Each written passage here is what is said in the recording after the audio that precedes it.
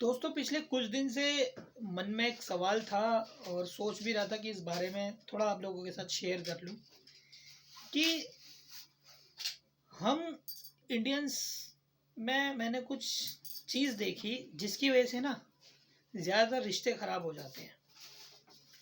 और वो चीज़ पता है क्या है? पैसा।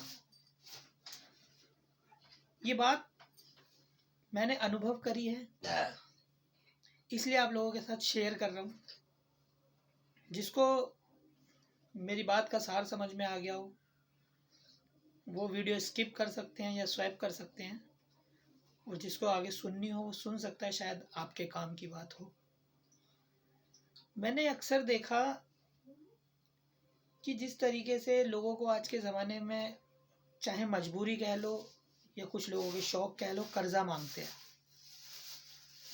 चाहे वो रिश्तेदार हो, चाहे वो पड़ोसी हो, चाहे XYZ कोई भी नियर बाई या दूर का कोई रिश्तेदार हो, पैसा दे देते हैं हम लोग। लेकिन जब पैसा मांगने की बारी आती है तो पैसा वो देने में असमर्थ रहते हैं, जिसकी वजह से रिश्ते खराब हो जाते हैं। पैसा आना ना आना तो बाद की बात है, लेकिन सबसे बड़ी चीज़ रिश्ते खराब हो जाते हैं। सबसे पहले तो मैं यही कहूँगा उन लोगों से जिनको भी कर्ज की ज़रूरत पड़ती है, कि क्यों पड़ती है तुम्हें कर्ज की ज़रूरत। दुनिया का ऐसा कोई आदमी नहीं है जिसकी इतनी हैसियत ना हो कि वो अपने 2 वक्त की रोटी कमा सके, या अगर किराए पे रहता है तो 2-2.5 हज़ार रुपये किराया ना निकाल सके। अक्सर आदमी को कर्ज मांगने की ज़रूरत जब भी पड़ती है जब वो अपने चादर से ज़्यादा पैर फैलाने की कोशिश करता है, अपने शौक इस तरीके के बना लेता है कि वो उसकी आमदनी से अधिक हो जाती है। तो प्लीज़ सबसे पहले तो मैं उन लोगों से यही कहूँगा कि अपनी चादर के हिसाब से ही पैर फैलाएं। हालांकि कुछ मोटिवेशनल स्पीकर्स ये कहते हैं कि चादर बड़ी कर लो, फलाना कर लो। यार ये सब बेकार की बात है। चादर बड़ी कर लो, ठीक है। चादर बड़ी करने की जब गुंजाइश ही नहीं है तो कैसे करोगे चादर बड़ी। तो ये इस टॉपिक को भी मैं साइड में रखता हूँ। तो प्लीज़ ऐसे अननेसेसरी खर्चे ना करें, ठीक है।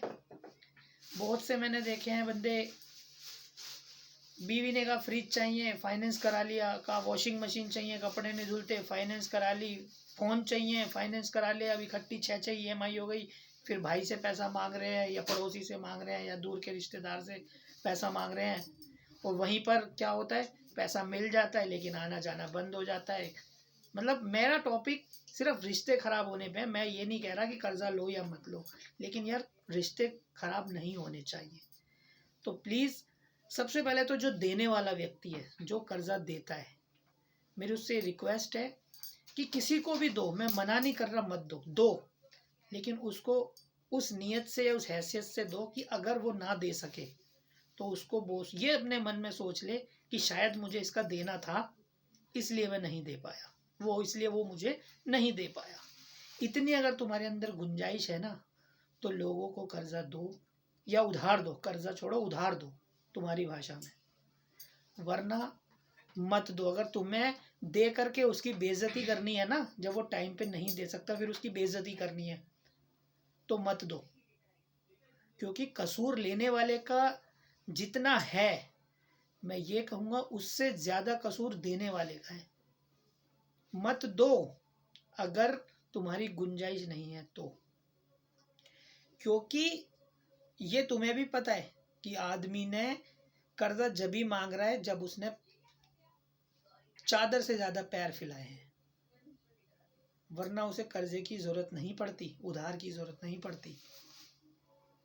और जो कर्जा लेते हैं उनसे भी मैं यही कहूँगा कि वो इस तरह के अननेसेसरी कर्ज ना लें।